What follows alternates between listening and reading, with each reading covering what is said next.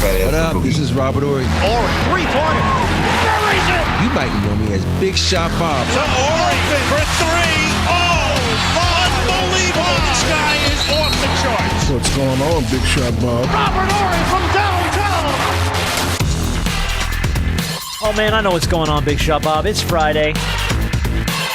Game 2 of the NBA Finals tonight. But we're not going to talk a whole lot of NBA Finals today because it's the shoot-around. We got a lot of extra topics, stuff we've gotten from our listeners. I do have an NBA Finals note that we're going to start with from our friend E on Twitter. The big old women in San Antonio street meet in New York City inside the NBA is covering the Finals, and it might be the greatest NBA Finals of all time. I don't care how the series goes. And his other note was that Coach of the Year situation Rob was trying to remember on last week's show was actually Dwayne Casey in 2018. He won it after the Raptors had already fired him. I think they might have been the 1 seed in the East that year, too. They just couldn't beat LeBron. So that's what you were trying to dial up, and we were like, Lloyd Pierce, what the fuck are you talking about? I don't know what I thought. I just knew it was But someone. it was Dwayne Casey, and he's 100% right. That's exactly who you were trying to pull was Dwayne Casey. So thank you, E, for thank you, E. Appreciate the notes and, and always fact-checking me on my games. Thank you for that. I do want to bring this up because we kind of touched on it Tuesday, but we really didn't get into it, and I want to get your opinion on it.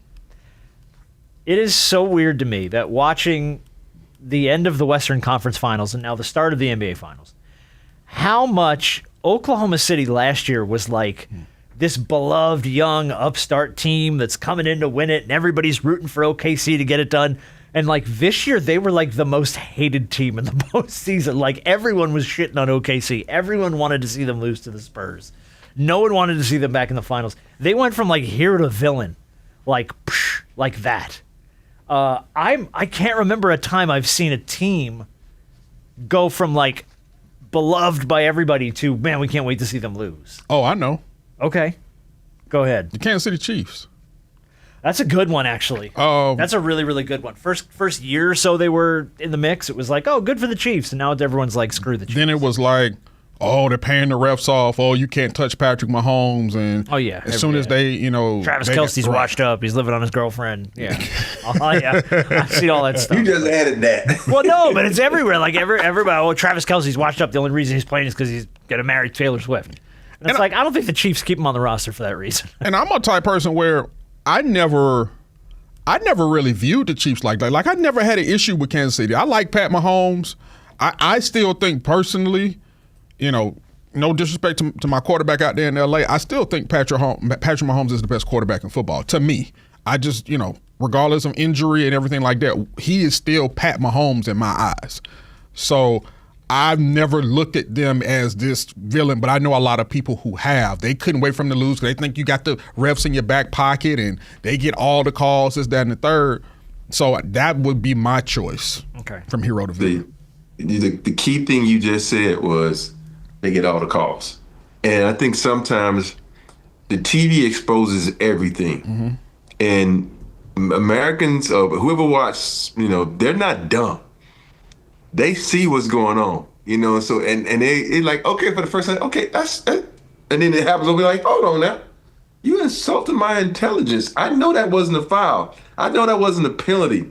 And so it kind of makes you turn on because people want you to earn stuff a lot of the time. They don't want to just be like, here, given to you. And I think that what happened with OKC. We saw how much was given to them and the foul baiting. And, think about it. Every time Shea shoots the ball, he falls down. And people don't appreciate it. They like gritty, grimy, hard-working people because you think about it, 95% of Americans are gritty, grimy, haven't been, handed over the family fortune, been handed down to them. So I think for me, that's what people look at. They want you to earn it, especially in sports. Like you work so hard to get to a point, and now the stripes or the zebras, whatever you want to call them, are going to be like give you an advantage, and that's just not fair. People want something to happen on an even playing level. Mm-hmm. Yeah. Can you think of a player maybe that's gone from hero to villain? Because SGA kind of played that role this year. He played it a little bit last year, but not as much. It wasn't as prominent. But there was a lot. Like you mentioned it just now. There was a lot of spotlight on how much he fell down in the postseason. Mm-hmm. Like he spent a lot of time on the floor. And it was like, oh, we're really throwing a spotlight on this now. Yeah. But when it comes to hero to villains, the only people I can think of is baseball players. They went from heroes to villains quickly with the performance enhancing drugs and all this kind of stuff. So that's like in basketball, I really don't know one. Yeah. In football, you don't really know one, but it's always the baseball players that go from heroes to villains because of the PEDs. Well, the one that popped into my brain was Tom Brady. Just because he was the backup to Bledsoe, and they came in, and all of a sudden they started playing great, and it was like, oh man, the Patriots are good. And then they went on a dynasty run for like 12 years, and it was like, F these guys. I can't stand it. But he had that brief moment. Here's a question for you.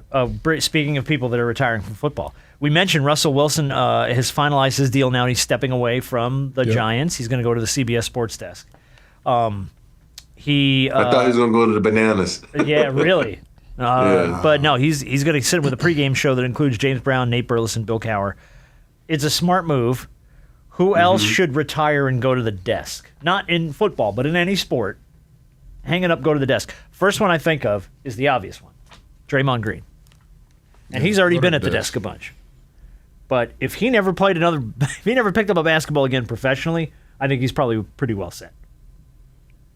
I think Draymond has a couple more years left in him, because his game is really defined. I think he's still a good defender. He can still rebound. So I think he still has a little left in him. Right. But as far as like a player that needs to just go sit behind the desk, I can't really think of one. I don't know one. I mean, I could say Aaron Rodgers, but just because he's retiring anyway. Oh, yeah. But I mean, the last 2 or 3 years he's run it out, I've been like, buddy. But now to me, it's a couple of players that's just collecting checks, but prominent players who you think I can't think of anybody. Okay. I'll say this with Aaron: he may need to retire, but I don't know about sit behind it. I don't think he has. I don't think he's personality behind the desk. for the desk. Yeah, no, I don't know if he's a desk guy. I'm going to throw one out there, and I think it might be a little bit of a surprise. I'm going to say Klay Thompson.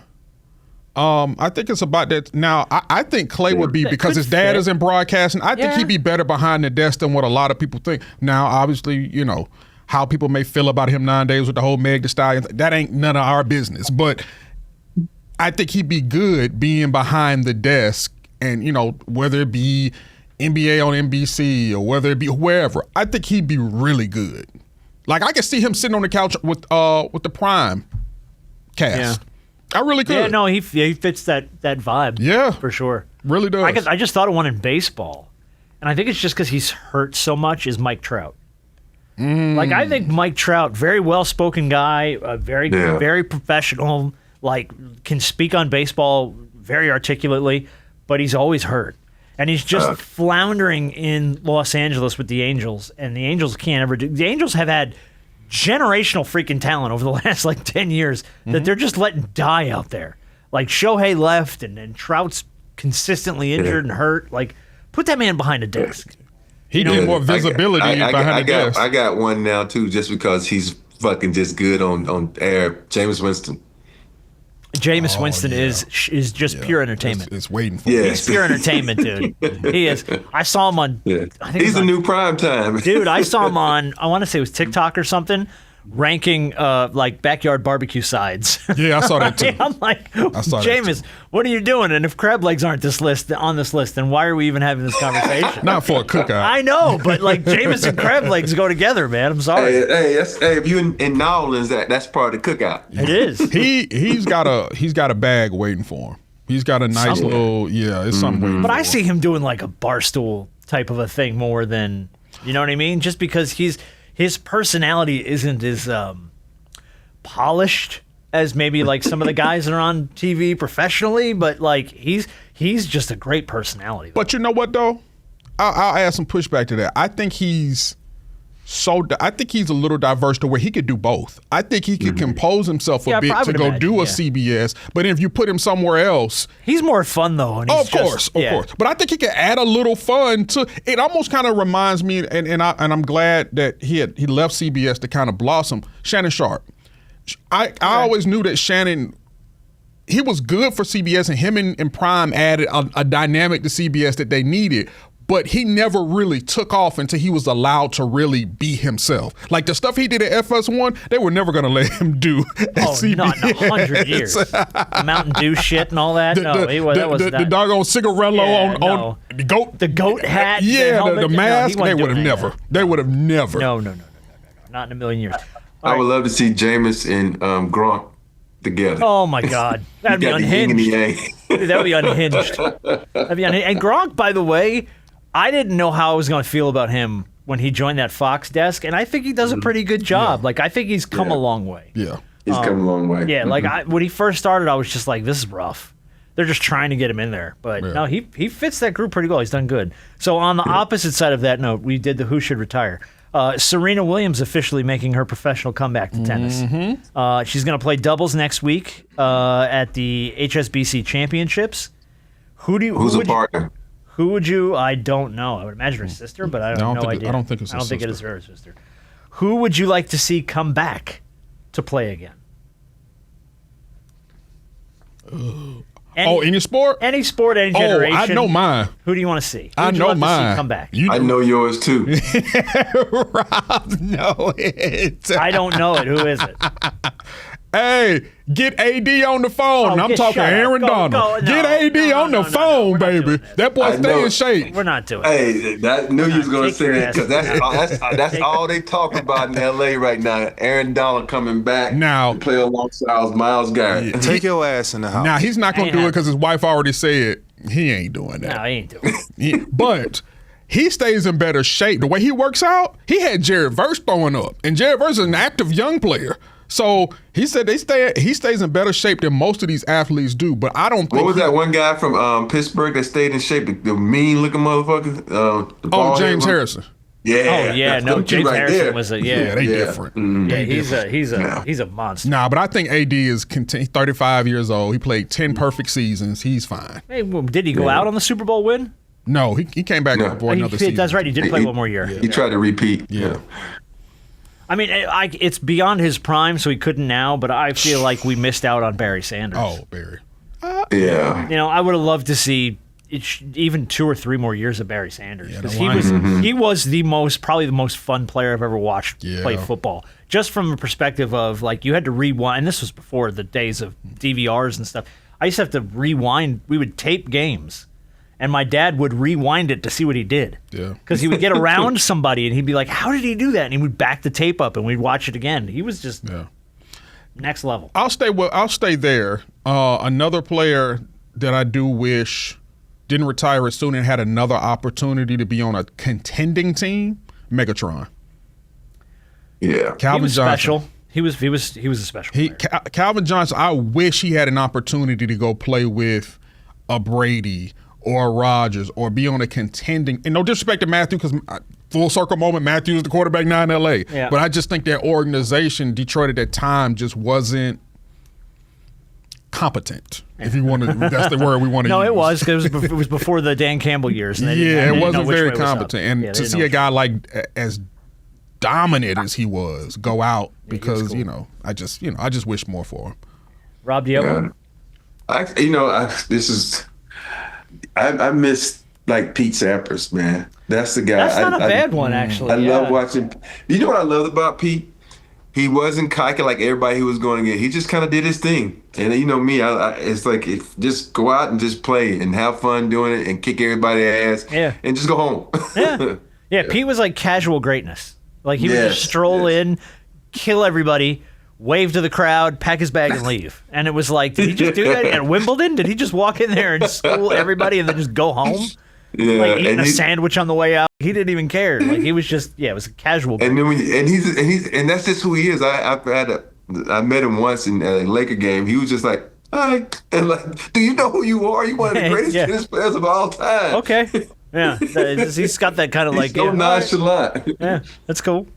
All right, last thing we're gonna do. We'll wrap up shoot around this weekend. If you ever have a topic for us, you see something you want us to talk about, and we didn't get it on to Tuesday, please send it our way. You can find us all over the place at Big Shot Bob Pod, Rob Jenners, B Harper 90, Robert Horry 7X, wherever the hell he is. He's all over the place. You can find him probably more on Instagram. You can find me more on Twitter. So last thing, I mentioned it. What's Twitter? Oh, yeah, well, whatever the hell it's called. X. Nah, it's Twitter. It'll always be Twitter to me. I will never not be able to call it Twitter. I'm sorry. Elon just needs to change it back. All right, last thing. I teased this on the Tuesday show. It was a long tease. We talked about the hot mics in the college, the softball World Series and the baseball World Series. So let's start with this one. We had 2 of them this week. LSU pitcher Devin Shearer in the Super Regionals had already been told, he's a pitcher, had already been told by the umps once, you need to knock off the language. You got to watch what you're doing. You got to stop yelling at people. He was warned. And then the ESPN broadcasters are like, we should probably bring the field mics down because he's cussing a lot. Apparently, ESPN's audio booth did not pay any attention to that notice, and we got this on national TV. Come on, fuck you! Told you should have potted that mic down. Hold on, play that one more time for me. After a big strikeout. Ready? You're going to hear the strikeout, and you're going to hear him shout. Come on, fuck you! Yeah. Told you should have potted that mic down. And Scott Kennedy having a chat with Devin Shearer about his antics. It was like the second or third time the umps had to come out and talk to him. I was scrubbing. Yeah, no, good for him, dude. Good for him. And where are they today? At home, right? Oh, yeah, 100%. 100%. All right, this is my favorite one because it does come from the women's softball. Rob loves the women's softball. This was the D1 softball championship between Nebraska and Oklahoma State. To this day, it is still a mystery where this came from, who said it, or what the hell happened here. You're going to hear a big strikeout and then a voice from nowhere. Wonderful relationship, those two. And she said when you come to Austin, they tell you Lick you're my going to be ball excellent. sack! You're going to compete for national championships as an assistant, and then they're going to send you off. I'm sorry? I'm sorry? Was that on What? TV? That was on live television on ESPN. I can't believe I missed that. What? One more time? Wonderful relationship, those two. And she said when you come to Austin, they tell you Lick you're my going to be ball excellent. sack! You're going to compete for national championships as an assistant, What? and then they're going to send you off. Like they say, When you come to Austin, they that was say, timed perfectly. Lick my be ball excellent. sack! that's what they say when you come to Austin, apparently. Oh, my man. God. Like, okay, there's so many questions here. So many questions. This is a softball game, right? Who's screaming, lick my ball sack in a softball game? Some white guy. I The guess. Black crime, white crime, that's a white crime That's right a there. white what some crime? white Oh, guy come would on. say. Don't hang that on us. Lick my Yes, ball it is. sack! Although that is We- something we would shout. Never mind. I'm gonna leave whatever I was about to say alone. No, bring it. Bring it. I want to hear it. Bring it. It's a You white know that's a crime. white It's a white crime. crime because black people wouldn't say ball sack. What would you say? Exactly. Lick these nuts? We Would it be a nuts, D's yeah. nuts joke? It'd be a D's. You know what? That's Okay. actually a really good point. Ball sack is a very white person word. You're not wrong. Yes. It's very definitive. Yeah. Like y'all remember when Mark Bryant screamed that sack, hold these nuts. Yes. Yeah. He did not shout. Lick my ball sack! Yeah, no. After smoking about 90 packs of cigarettes, Hey, apparently, man. too. Jesus. Yeah, I know a pack of Kools when I hear them now. Oh, that's great.